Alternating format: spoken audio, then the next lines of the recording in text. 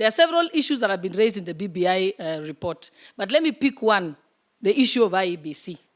If you look at Schedule 2, page 80, basically, they are going to leave the entire power to decide and remove IEBC commissioners in the presidency and no one else. This is something we had refused as Kenyans. But today, even religious leaders, I know they've put there and said, 2 persons nominated by a joint meeting of religious bodies. Which religious bodies? They're not telling us which one it is. Because in the past, we normally say NCCK, or we'll say by SUPKEM, or we'll say by the Chief Kadhi. This one doesn't say it. So basically, it is one person who is going to decide on that decision. When you say 2 political large parties, again, it leaves out other smaller parties that even cover your area. Hata Wiper itakuwa. Yeah? Hamutaweza kuchagua IEBC commissioner. So we must not allow it because there is mischief. And in any case, the professionals who are here, when has a schedule amended a constitution?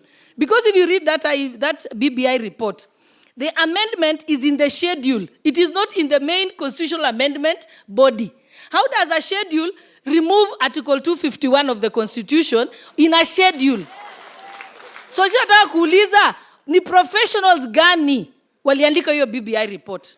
The Constitution has never been amended in a schedule, ever, in any country of the world. We were read in Bomas, Isaiah 1:18. Come, let us reason together. I think in that spirit, let us find a mechanism for building consensus.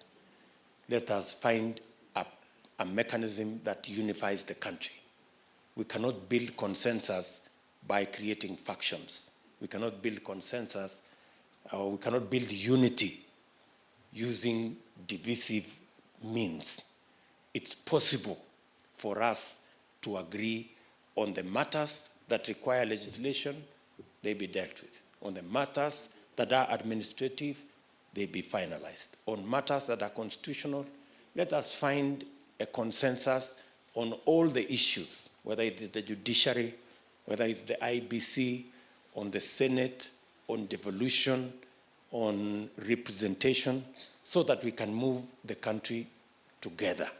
Let me request that way we can truly and sincerely be known that we want the unity of the country. You cannot unify the country through division. Yeah? You cannot say, let us lock these ones out, let us bring those ones in, and the mission is to achieve unity. To achieve unity, let us bring all people together, let us bring all opinions together. In any case, there are no superior or inferior opinions or ideas. Let us sit, and as they say, a good idea will give way to a better idea. And that way, we can take the country forward. So that is my request to Kenyans. Let us have a reasonable debate. Let us have a debate on ideas, on issues. Let us not personalize. Let us not criminalize any opinion. And let us see how we can build the country together going forward. And I think we will all be respectful to what has been said about building consensus and about reasoning together if we can find the mechanism and the place when all of us can come together. It's not necessary to divide the country. It's not necessary to create unnecessary division. And whatever it is, in this scenario, there could be those who are looking for how to make money from the referendum. I want to advise them, there are many tenders they can apply so that they can make money. Let them leave this constitutional making as a Kenyan process. There are those who think they can use this for politics.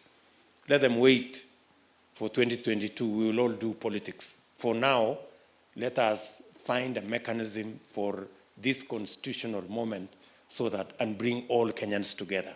the politics aside, business aside, we can move the country forward. So, and I don't think it's too much to ask that we find consensus. In any case, that's the way to go.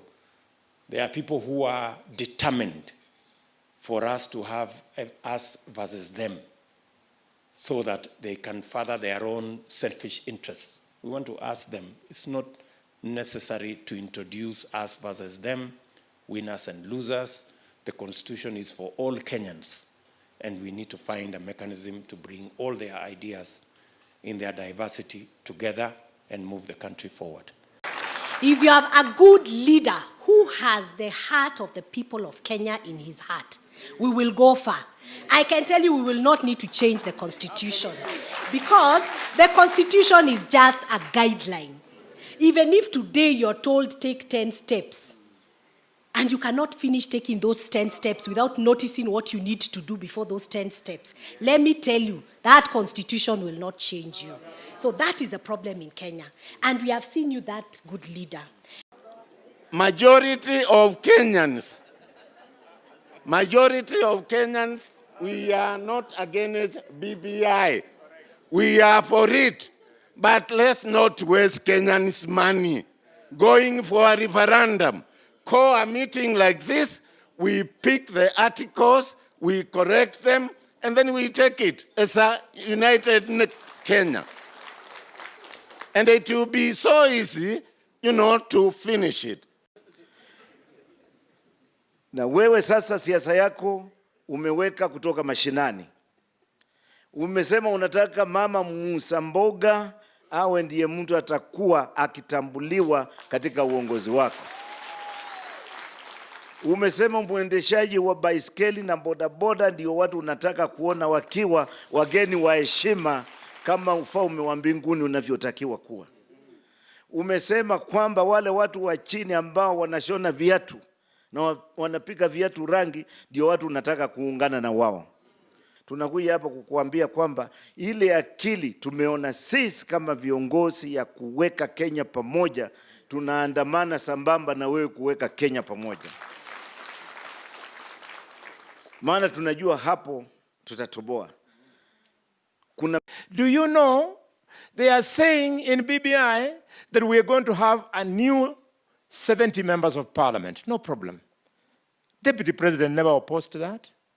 He just said tukae tuzungumze. Now usipozungumza mambo ya hiyo 70 members of parliament, you will wake up only to discover that there is sharing of those members of parliament. You know what BBI is proposing? It is proposing so that they set the people of Mount Kenya against the rest of us. The people of Mount Kenya never asked them for 70 MPs.